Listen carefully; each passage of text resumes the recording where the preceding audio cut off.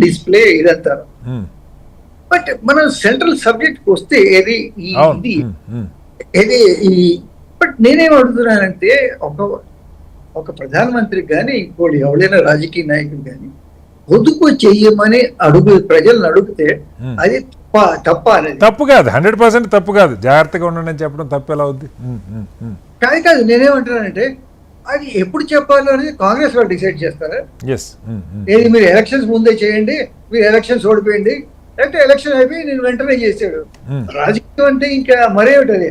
ఆయన ఏంటి polling 23rd నుండి 22nd మేము ధరలు పెంచేస్తామన్నాడు. చెప్పాడు హర్దీప్ పూరి, తప్పకుండా చెప్పాడు రోజుకి 1000 కోట్లు నష్టం అవుతున్నది మనకి పెట్రోలియం సెక్టర్ లో, మేము చెయ్యక తప్పదు అనేది దాంట్లో ఎలాంటి ఇది డౌట్ లేదు. ప్రతి దాంట్లోనే మనకి జరుగుతున్నది. ఇది పామిలిన్ ఆయిల్ రష్యాని మలేషియా నుంచి తెప్పించుకుంటున్నాం బోల్డంతా. మలేషియా బాగుపడుతున్నారు కానీ మనకి బోల్డంతా ఫారిన్ ఎక్స్చేంజ్ పోతున్నది. కార్ పూలింగ్, పబ్లిక్ ట్రాన్స్పోర్ట్ వాడమంటున్నాడు, దాంట్లో తప్ప. ఇప్పుడు బాంబే పబ్లిక్ ట్రాన్స్పోర్ట్ వాడటం అనేది చాలా కామన్. పెద్ద పెద్ద ఎగ్జిక్యూటివ్స్ కూడా లోకల్ ట్రైన్స్ లో వెళ్తారు. అనేది చాలా కామన్ అయిపోయింది అక్కడ. ఇవన్నీ మన ఇంకా చేయడం అనేది తప్పదు. మీకు గుర్తుందో లేదా, ఎప్పుడైతే ఇంతకు ముందు కువైట్ లో యుద్ధం అయినప్పుడు అప్పుడు పెట్రోల్ ధరలు పెరిగిపోయి పెట్రోల్ షార్టేజ్ వచ్చినప్పుడు అలాంటివన్నీ అప్పుడు చేసేది పబ్లిక్ ట్రాన్స్పోర్ట్. అప్పుడు ఇన్ని కార్లు అవన్నీ లేవు, అంత సమస్య రాలేదు. కానీ బట్ ఇప్పుడు ఏమిటి, హైదరాబాద్ ఎగ్జాంపుల్ తీసుకోండి.